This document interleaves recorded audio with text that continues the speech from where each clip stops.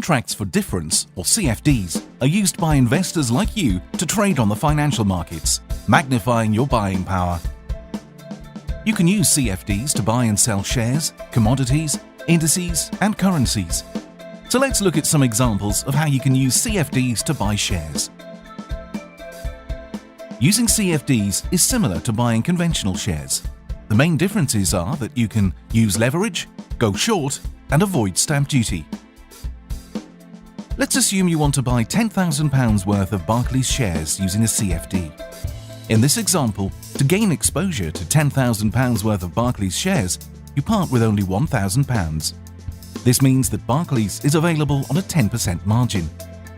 You're exposed to the same gains, losses and dividends as if you held £10,000 worth of the conventional shares. So let's assume the shares drop 20%.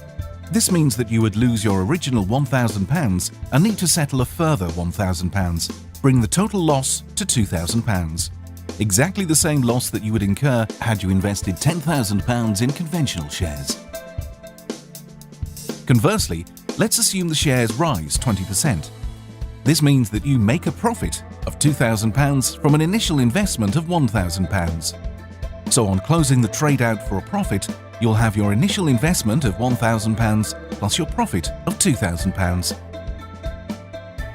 For more details on CFDs with examples, please visit our website